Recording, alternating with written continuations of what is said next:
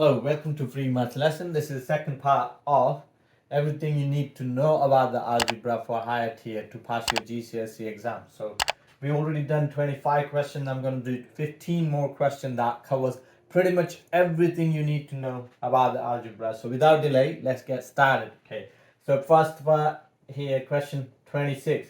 What we need to do is complete the table. You get 2 marks. So finding these two values here, you will get 1 mark each for getting them right. So we need to square the x, or whatever the x value is, cube the x, and then add 4 to it. So I would generally work with positive numbers, so you know you will have confidence to get it right, and you can possibly see pattern sometime as well. So we need to cube 1, that gives you 1, and add 4, that gives me 5. Okay, so I got 1 cube, which is 1, add 4 gives you 5. Then we need to do the same thing for the negative 2. Negative 2 cubed is actually negative 8. Negative 2 times negative 2 gives you positive 4. Positive 4 times negative 2 gives you negative 8. And negative 8 add 4 will give you negative 4.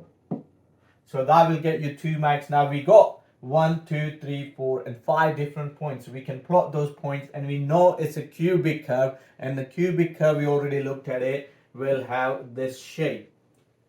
In this case, we just got x cubed, there's no other x squared, so it's just going upward.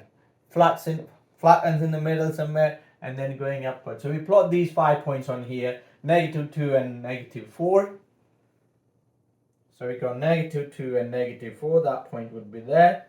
And then we have to keep doing that. Minus 1 and 3, so negative 1 and 3. Then we go 0 and 4. 0 and 4, this is where it flattens out, and then it goes up again, 1, 5 and 2, 12. So 1, 5 and 2, 12. So you can see this is what's gonna happen, and we join it up completely at the bottom. So that's how our curve will look like, and that gets you another 2 marks as long as you're going through those points as accurately as you can. Another part where you got the quadratic curves, and there's a negative 2x squared. So coefficient of x squared is negative, that's why it's upside down quadratic curves.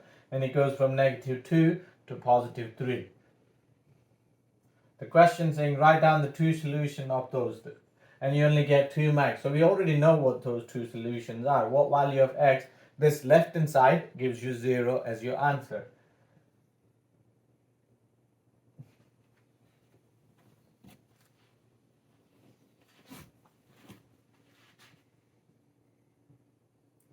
So we got those 2 solutions here. When x is negative 1 and when x is 2.5. And those are your 2 answers that we needed to say. So those 2 answers that we get is x is equal to negative 1 or x equal to 2.5. All we did is just looked at when y is equal to 0, which is that x line.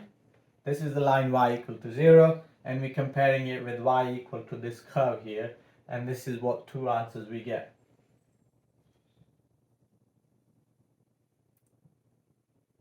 Solve 5x squared equal to 10x plus 4. Again, quadratic equation that we need to solve, and give your answer to 2 decimal place.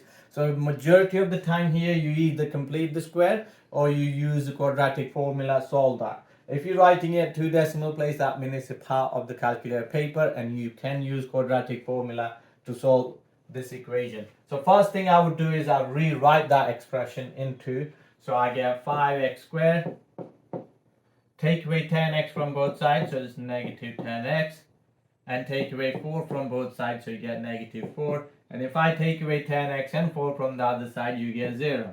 So now it's so much easier to whatever we need to do, because we can work with it. And again, this is the clue here. It's saying write your answer to 2 decimal places. That means I am going to be using quadratic formula to answer that question. And which is, if you know that's the form, then is quadratic formula goes something like this. So negative b plus and minus square root of b squared minus 4ac over everything over 2a. Now, If that's our quadratic expression here or quadratic formula, then what we're using is a is equal to 5, b is equal to negative 10, and c is equal to negative 4. And we're going to substitute those values in here. So negative 10 gives you positive 10. Then plus and minus square root of b squared, so negative 10 squared will give me 100. Negative 10 times negative 10 gives you positive 100. And then I need to do negative 4 times 5 gives you negative 20. Negative 20 times 4 gives you negative 80, gives you positive 80. And negative 20 times negative 4 gives you positive 80. And everything is over 2 times 8, which is 2 times 5, so it's 10. Now I go 10 divided by 10, which is 1. So that makes it slightly easier. I go 1 plus and minus square root of 180 over 10.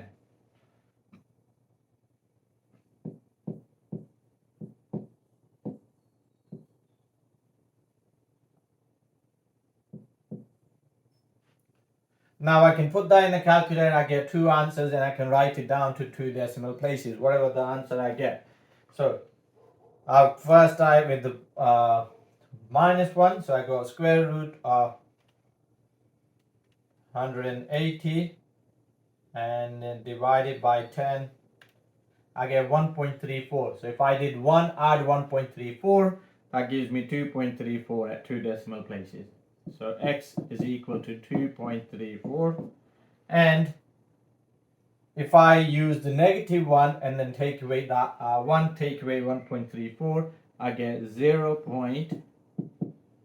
negative 0.34. So those are the two answers I get at 2 decimal places, and that's 4 marks for working that out. Another question where they ask you to write your answer, give your answer in the form a plus and minus square root of b. That means I can complete the square here. If you have any time they ask you to do something like that where a and b are integers, that means you're doing the same thing, but you can complete the square and work out the answer. Obviously you can use the formula, but completing square would be a lot quicker when you don't have coefficient of x squared, which is, well, we do, it's only 1. So we're going to complete the square of that one. So if you have x squared, add 6x. So we can always do x add 3, everything squared. And then you take away the square of that 3, which gives you take away 9. And then you work with that plus 2 there, in which everything is equal to 0. Now what we're going to do is simplify it slightly further. So we get x plus 3 all squared. And negative 9 add 2 gives you negative 7. Again, one more step further, add 7 on both sides. We want to get x by itself. So you get x plus 3 whole square equal to 7. If you add 7 on both sides of the equal sign. Now square root both sides. So we get x is equal to square root of 7. And you always have to do that plus and minus here. Now, sorry, plus 3. Now if you got to plus 3 here, we need to take away 3. Though. You get x equal to negative 3 plus and minus square root of 7. So we worked it out. A is negative 3 and b is 7. And that's all our answer there is for 4 marks.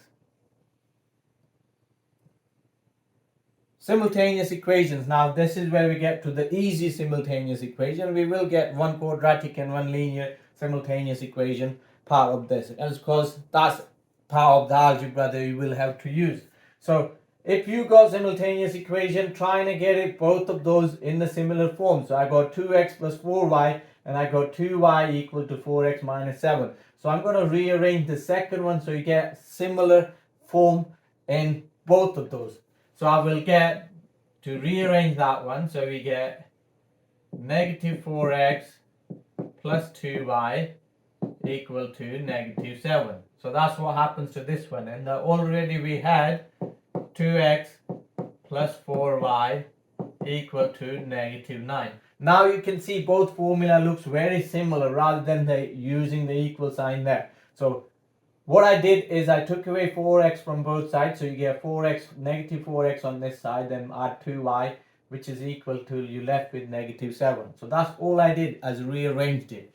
Now what you can do is double this, so we'll have same number of 4y, so you can cancel, eliminate what y's, and then work out what x is going to be. So if you double that, we get 2x plus 4y equal to -9. We're not touching the first equation, we're just doubling the entire things, both sides being multiplied by 2, so it still remains same.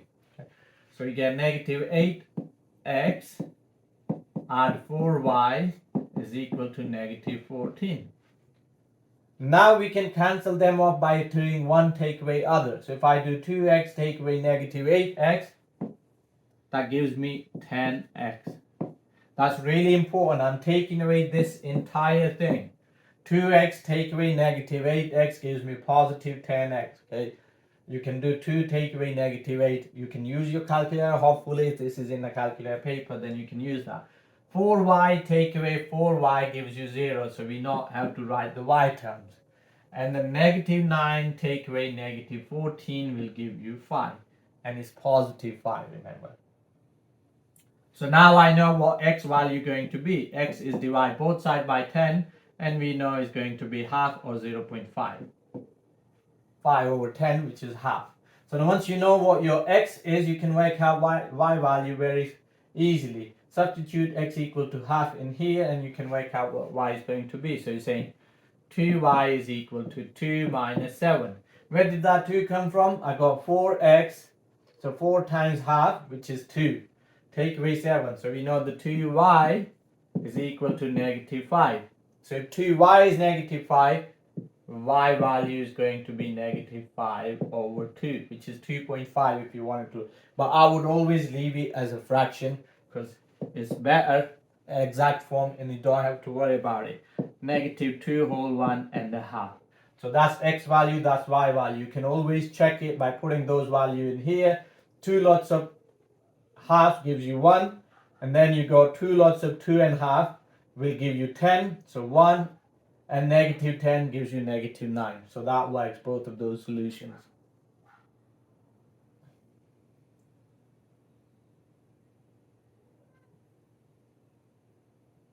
So again, simultaneous equation, but this time we're solving simultaneous equation using graphs. Okay, we're solving it using this graph here. That we've been given one of the equations here, and we need to plot the other one, and where both of those graph crosses, which will be our x and y value as a solution. So again, 4x plus 3y equal to 12 is given. Here's the graph of 4x plus 12y, 3y. 4x minus 3y equal to 12. That's been given to us. Now we need to do is the other one. 3x plus 2y is equal to 6. So as long as you know any 2 points, then you can plot that graph. You draw any straight line graph, you only need 2 points. So it's really easy. You can draw the tables of values saying, okay, work out when you have x equal to 0, what's y value going to be? So when you put x equal to 0 here, everything will disappear. So 2y is equal to 6. So y has to be 3 to get the 6. And now you can put another point when y is equal to 0. Then we know 3x is equal to 6. So x has to be 2. Use those 2 points, plot it on this graph, and then draw a straight line and find out where they cross. So we go 0, 3. So when x is 0, y is 3. So that's one of the points. And then we go 2, 0. When x is 2, y is equal to 0. So it's another point is there. So if you look through that, every one across I'm moving 2 down. So every one across I'm going to be moving 2 down. So I can draw the straight line going through these points. And wherever they cross, that would be our answer. And generally you want to look at it using a straight line. So I can't really use exactly the straight line, but I know where the x value is. X value is 2.5. So the x value is 2.5, and the y value is roughly 0.6 and negative. And that's the reason they're using the approximate solution. You're finding the point where those two lines crosses each other. It's only 3 marks. Another simultaneous equation, like I said earlier, this time we're looking at quadratic equation with linear equation. And that's the reason it's 6-mark question. And it's really possible. These are all past paper questions.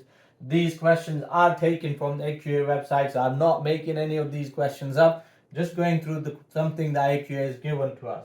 So working with that one, generally what you want to do is you rearrange these and substitute in here. You get one big quadratic, you solve it for x, and then you get y. Y, because there would be 4 sets of solutions, 2 sets of solutions, x, y, and xy, those kind of things. Why? The reason for that is a quadratic will look something like that, and the linear equation will look like that. So you get 2 points where these 2 equations can be equal to each other. And that's why we would have 2 sets of solutions. So we're going to write it down first, okay, rearrange that. So we get y is equal to -3, -4x. I'm going to use that in here. This is already got y equal to.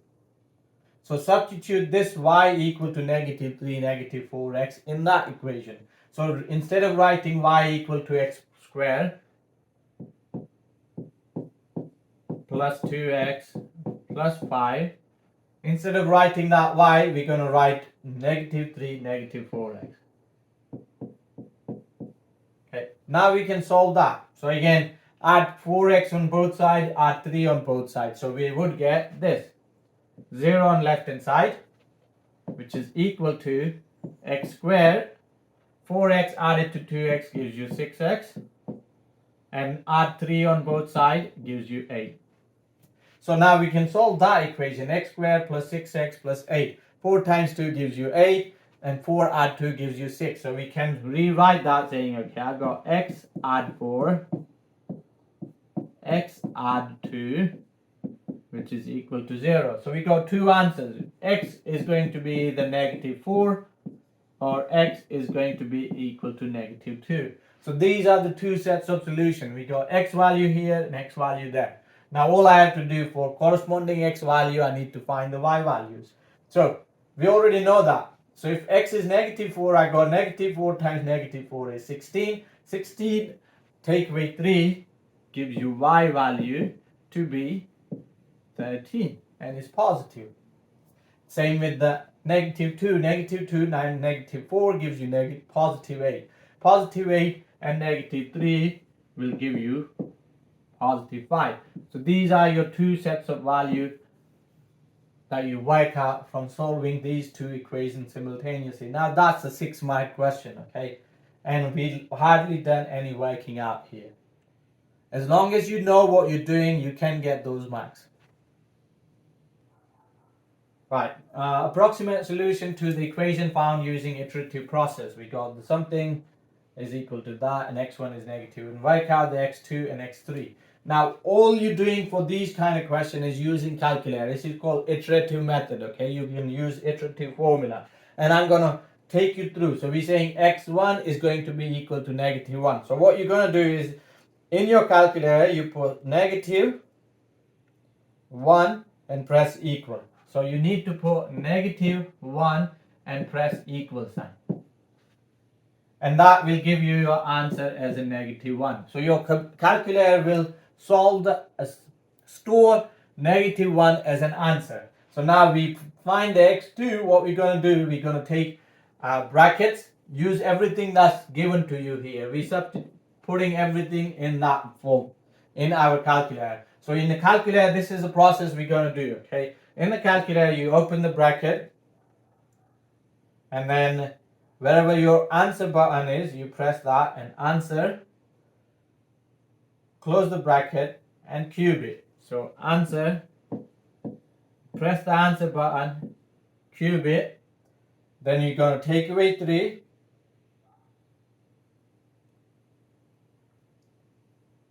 and then if you get the calculator, take away 3, and now close the bracket, close the bracket. So trying to do something like that, then you can divide the entire things by 8, and you're not making mistakes.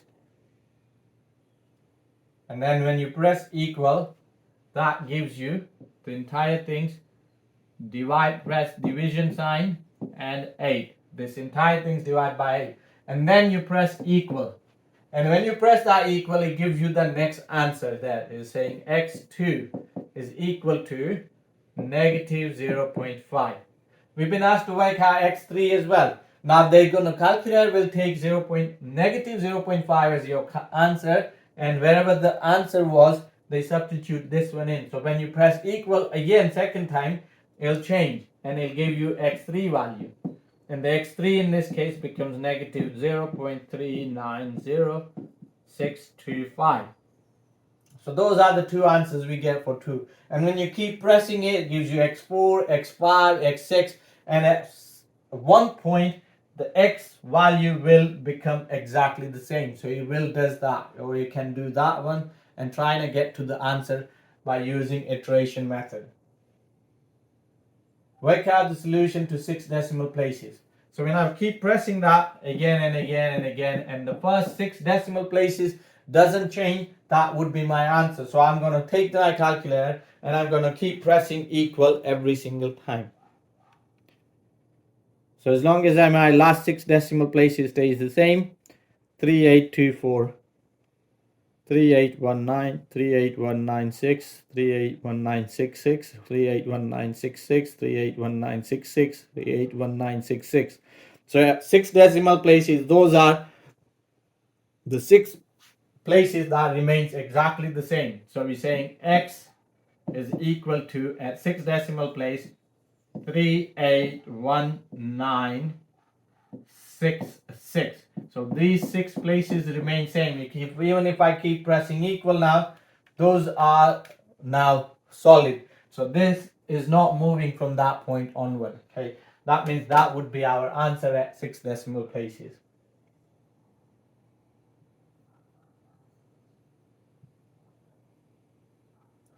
A square and a rectangle have the same area, all the length centimeter. Okay, so this is one we asked to show.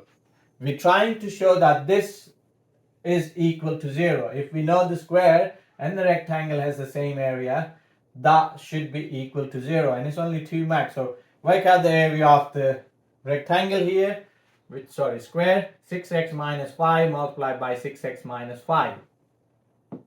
So it's 36x squared. Then we got negative 30x, negative 30x, and then we got 25, and that's positive. Now, if they both have exactly the same area, that's saying we got the area here is 5x. That's what we needed to put down. So what we're saying is this should be equal to that. So we can say 36x squared minus 60x plus 25 should be equal to 5x. And now if I wanted to make right hand side to be 0, I take away 5x from both sides. And that gives me 36x squared minus 65x. So I'm taking away 5x from here, taking away 5x from here, because you need to show that. So that's the reason I have to put that rather than having it in my head. Plus 25, which is equal to 0. 5x take away 5x equal to 0. And we're showing what we've been asked to do.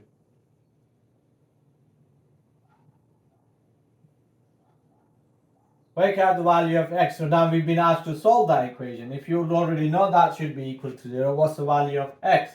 And now 3 and 10. So I go 50 and 15. That works. We go 3 times 5 is 15, 10 times 5 is 50. So 50 and 15 will get you that thing. So if you wanted to look at it slightly differently, okay, obviously there are multiple ways I generally do these, okay. I want to get 36x squared, 25, and these two should give me negative 65x. And I know I can get it from 5 times 3, so I go 5 and 5. That gives me positive 25.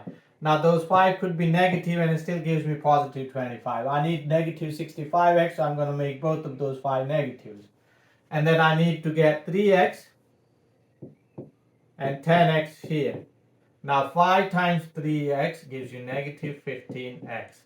And then 10 times negative 5x gives you negative 50x.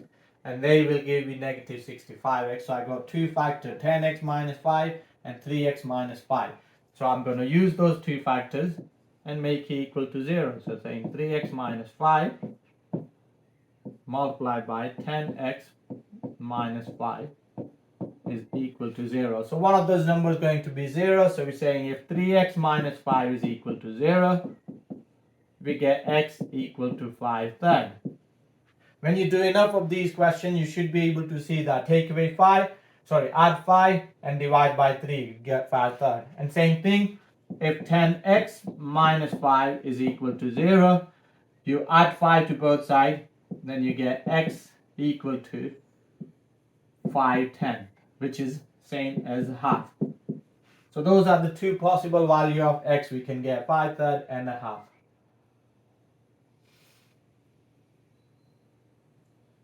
Working with angles and algebra. This is actually probably be one of the simplest question. Okay, prove that ABCD is not cyclic quadrilateral. Okay, not easy question, because this one, the word cyclic is to do with circle theorem. So we're looking at circle theorems. Okay, so and that's what we need to be looking at, saying the ABCD is not a cyclic quadrilateral. That means the opposite angle doesn't add up to 180. If it's a cyclic quadrilateral, opposite angle always adds up to 180 degrees. Multiple ways you can look at it. Okay, if you can work out they all add up to 360 and work out the value of x, or you can say, okay, these two should give you 180, these two should give you 180. So if that's the case, the x value should be exactly the same in both cases. So we can try and do that. That would be a lot easier, I think. So I'd add those two up. So we're saying 4x plus 92, which is equal to 180. If it's cyclic quadrilateral, opposite angle always adds up to 180 degrees. So we solve that, take away 92 from both sides, we get 4x is equal to 88. And that gives you, divide both sides by 4, and you get x equal to 22. As long as x is 22, these two add up to 180. That means x should be 22 on these cases as well. So when you add those together, we get 6x, because x and 5x gives you 6x, plus 66 is equal to 180. So we can take away 66 from both sides, and we get 6x is equal to 116, right? 14, sorry. 4 gives you 70 and 80. And then divide both sides by 6, that gives you x equal to 114 divided by 6, which is 19.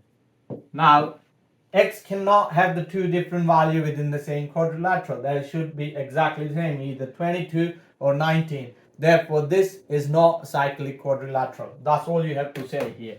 We've done two different ways. One way of doing that. Other way you can do, work out x value and say that if x is something, these two don't add up to 180 and these two don't add up to 180, or only one of them add up to 180.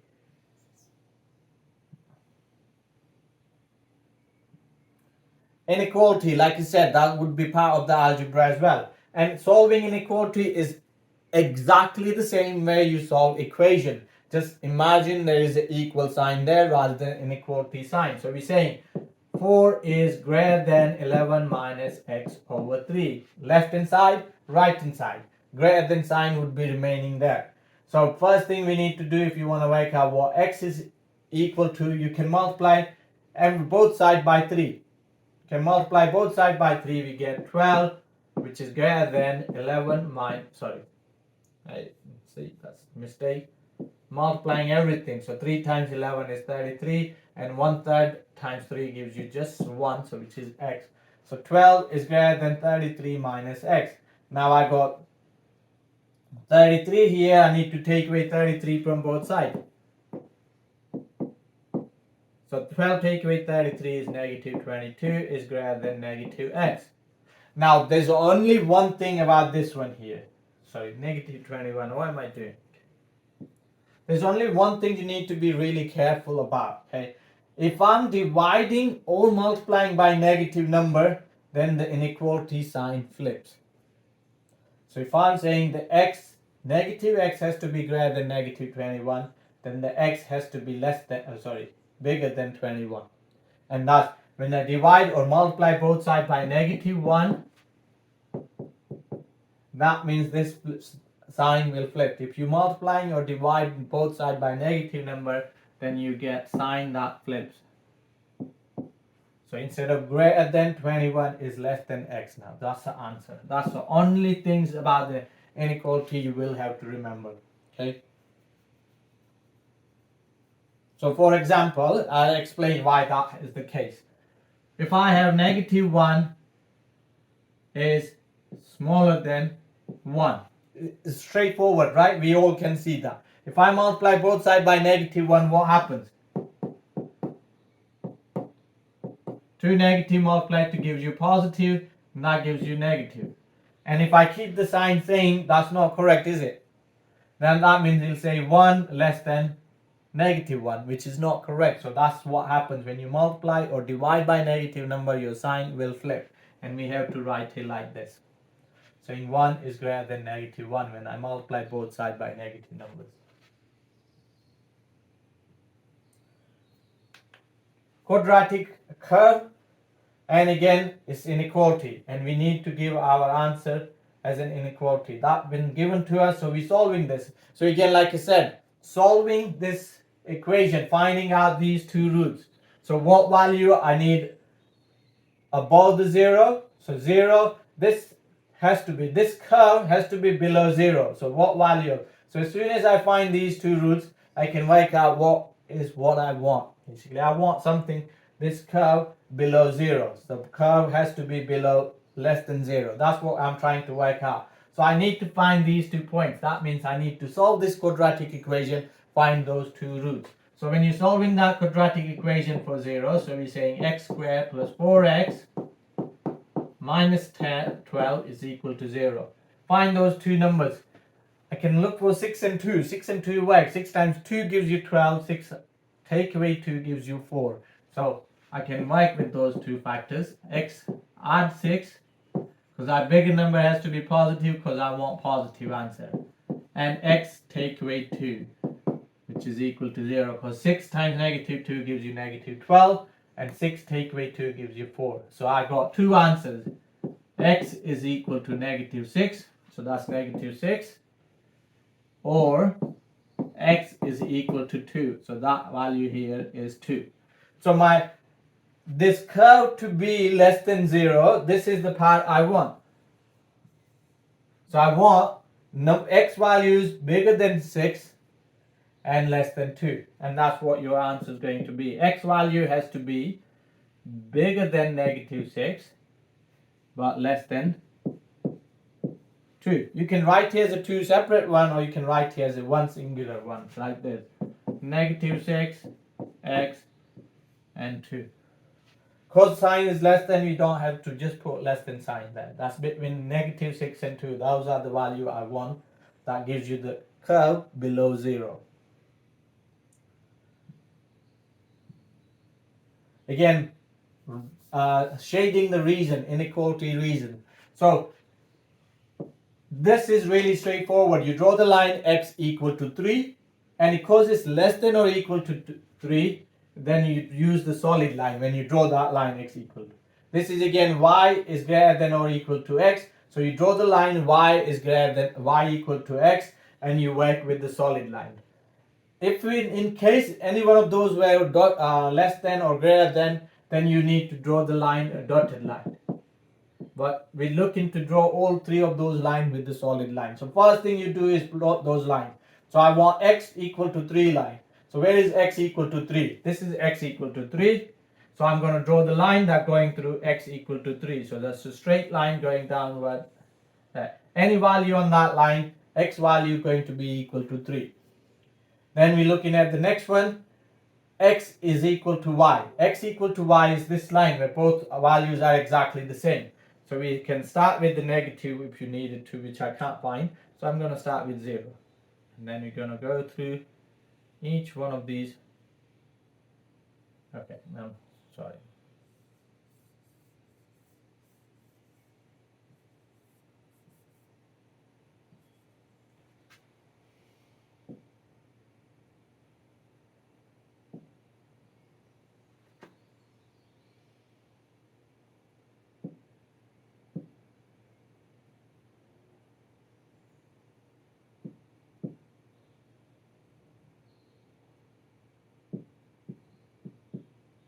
It's difficult to see where the line is. That's the reason. So I'm going to draw the line.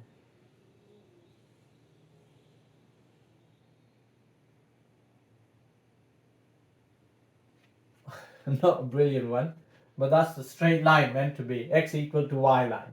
Okay. This is x equal to y. This is x equal to 3. And then the last one we need to draw is y equal to 2x minus 1. So we're going through the minus 1. Right? And every time we go 1 across, we're going 2 up. So gradient 2. So you're going through these 2 points. And then I'm going to try and do 1 across and 2 up. 1 across and 2 up. So that's the line we need to go through.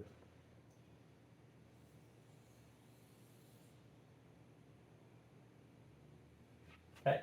And this is the line y equal to 2x minus 1. Now we need to find the reason where all three of those inequalities satisfy. So the first one is really straightforward. X has to be less than 3, so we want this side of the line.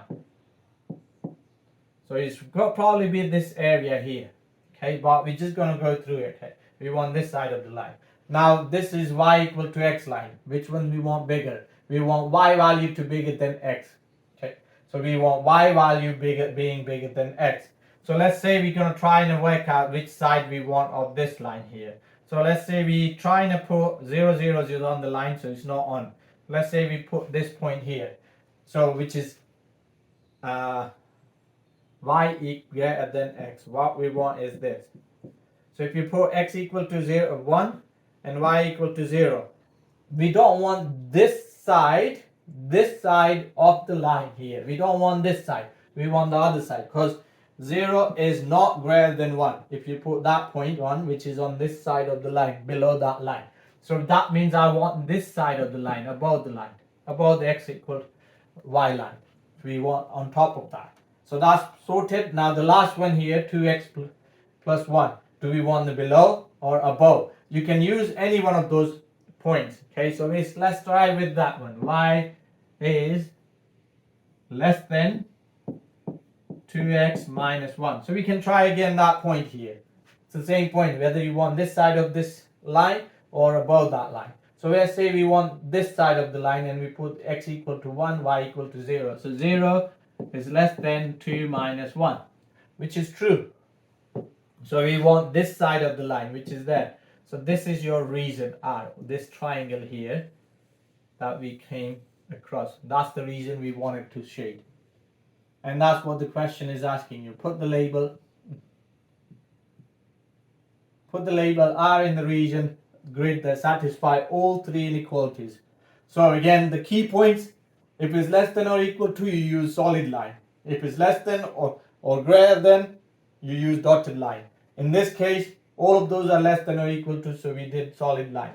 And you draw these lines, x equal to 3, y equal to x, and y equal to 2x minus 1. You should be able to draw those lines, and then you pick any points on either side of the line and test. So we put that point here and we said, okay, when x is 1, y is 0, does that point satisfy our condition? In this case, yes, 0 is less than 1, so we want this side of the line where that point is. If it doesn't, if that's not true, like in this case, that wasn't true, so we don't want this side, we want the opposite side of that line. Okay, and that's all there is for the plotting inequalities. Term to term rule is multiply by 2. Sequence starts with a, then 2a. Total value of the first three terms is 63. So if you're multiplying by 2, this one going to be 4a. And the total value of first three terms is 63. That means I go a, add 2a, add 4a. That gives me 7a, which is equal to 63. Work out the total value of first four terms. So once you know what 7a is 63, that gives me a to be 9. Now that's 9, that's 18, that's 36. So that would be 72, because you're multiplying it by 2. And you add them all together, that gives you total value of first four terms. That's it. That's all we needed to look at. Anyway. So 63 add 72.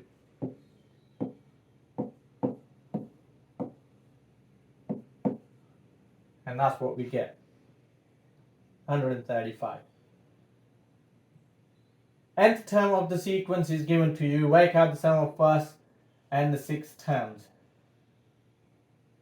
So we need to work out what first term is going to be. So anytime you're looking at nth term formula is given to you, so it's n times n minus 4 over square root of n plus 3. So when you're doing that, all you're doing is replacing n with 1 to work out the first term.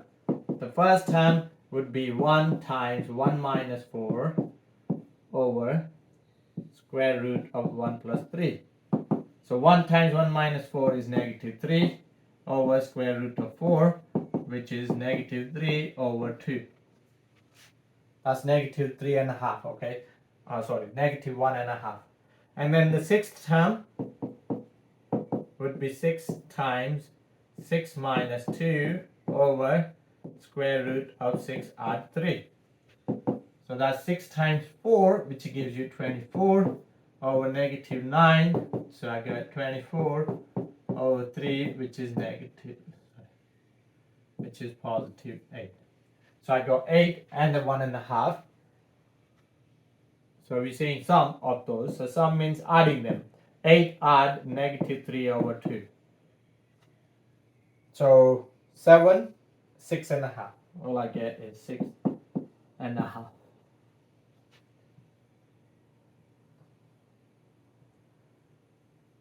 First 4 terms of the quadratic sequence, work out the expression for the nth term. Now, if you've been given the quadratic sequence, okay, what you do is you work out the first difference and then work out the second difference. So 11 to 26, what's the first difference going to be? So 26 take away 11, we got 15. And then we do the 26 to 45, so 45, and that's 19. And then from there, I have to do that calculation. Sorry, no, 23, I think. 3 and 20, yeah, 23. Then you work out the second difference. So second difference is 4. If your second difference is 4, so that means we know our first part of our quadratic sequence is going to be 2n squared. Second difference, half of the second difference, and that would be your coefficient of n squared. And then the way you work out the rest is saying, okay, you're going to write down your 11, 26, 45, and 68. Now you're going to write down what your 2n squared going to give you, basically. So 2 times 1 squared gives you 2. 2 times 2 squared. 2 squared is 4. 4 times 2 gives you 8. Then 2 times 3 squared. So 3 squared is 9. 9 times 2 gives you 18. And then 2 times 4 squared gives you 16 times 2, which is 32. You take that away from our sequence and what you left with, and that will work out the rest part of those ones. Okay, so here we left with 11 take away 2 is 9. 26 take away 8 is 18. Now 45 take away 18 is 27. And 68 take away 32 is 36. So you can work out now the difference between them. So you will have 2n squared plus 9, 2n squared plus 18, 2n squared plus 27, 2n squared plus 36. So this is now linear sequence. You're adding 9 every time. So what's the nth term formula for that one? So if you're adding 9 every time, it's going to be 9n. And then you adjust that. Well, that's it. That's our nth term formula for this part here. So to work out our nth term formula, we're going to be doing the 2n squared, add 9n, and that will give you nth term formula. And that's our nth term formula. 2n squared plus 9n. And that should get you full marks there. And you can try that. Let's say we're trying to work out the second term. N is 2, so 4 times 2 is 8. And 8 add 18 will give you that 26. 8 add 18 is that 26. So that's your second term. You can try the fifth term if you wanted to. Obviously, I'm going to be adding 27 to find the fifth term. Then you can try that. Always works. And that's about it. I hope you enjoyed this, going through these questions. And if you looked at the part 1 and look at the part 2, we covered pretty much every single type of algebra question that will come up this year in the GCSE exam. So if you've done all these 40 questions and you haven't had any problem, you should be good to get grade 9 this year, okay? Because majority of the people will struggle with some of the questions that we looked at here, okay? And that's what let them down. Because generally people work well with all the other number paths, statistics, geometry, they all fine. But when it comes to these questions, algebra questions, some of you struggle with it, and I'm hoping that you would have overcome those things if you go through these questions. So if you found it useful, please like and share it with others. Someone else getting good score not gonna stop you from getting good score. So share it, don't be selfish, share it with others, okay? And thank you for watching this.